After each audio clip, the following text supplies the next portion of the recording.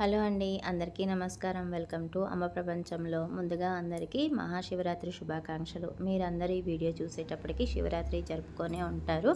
అందరికీ ఆ శివయ్య అనుగ్రహం చక్కగా లభించింది అని అనుకుంటూ ఈ వీడియోని నేను మీతో షేర్ చేసుకుంటున్నాను.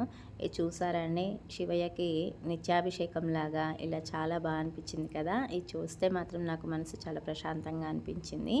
సో ఇలా అయితే నేను ఏర్పాటు చేయలేకపోవచ్చు, చేయలేను కూడాను. కానీ ఇంట్లో శివరాత్రి రోజు లింగోద్భవం పూట ఆ సమయంలో నేనైతే ఇంట్లో ఇలా చిన్నగా మట్టి శివలింగాన్ని తయారు చేసుకొని మన ఇంట్లో పూచినటువంటి మల్లెపూలతోటి, మన ఇంట్లో ఉన్నటువంటి గంగాజలంతో మనం ఇలా అయితే అభిషేకాన్ని చేయొచ్చు అనే ఒక చిన్న ఆలోచనతోటి నేను ఆ టైంలో ఇలా జరుపుకున్నానమాట. చూడండి, మల్లెపూలు కూడా ఎంత ఫ్రెష్గా ఉన్నాయో.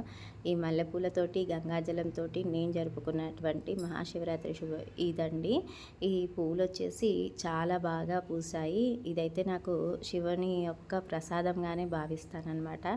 ఎందుకు అనంటే నేను పెట్టినటువంటి చిన్న మొక్క అండి, అది వచ్చేసి కుండీలో పెట్టానన్నమాట.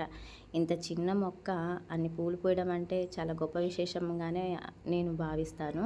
ఇది వచ్చేసి అమ్మవారి కృప అనే అనుకుంటాను. ఇది దేవుడిచ్చిన అనుగ్రహంగా భావిస్తున్నాను. ఈ చిన్న మొక్కకి థ్యాంక్స్ చెప్పుకుంటున్నాను.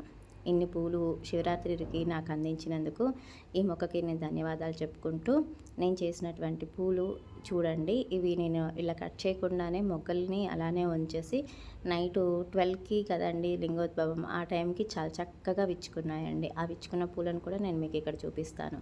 ఇలా విచ్చుకున్న పూలని నేను అలా తీసుకెళ్ళి మన శివయ్యకి అభిషేకం చేశాను అనమాట. నాకైతే చాలా చాలా తృప్తిగా అనిపించింది. ఇన్ని పూలు ఇచ్చిన ఈ మొక్కకి థ్యాంక్స్ చెప్తూ ఈ వీడియో చూసిన మీకు కూడా ధన్యవాదాలు చెప్పుకుంటూ ఉంటానండి. అందరికీ మహాశివరాత్రి శుభాకాంక్షలు మరొకసారి. ధన్యవాదాలండి అందరికీ.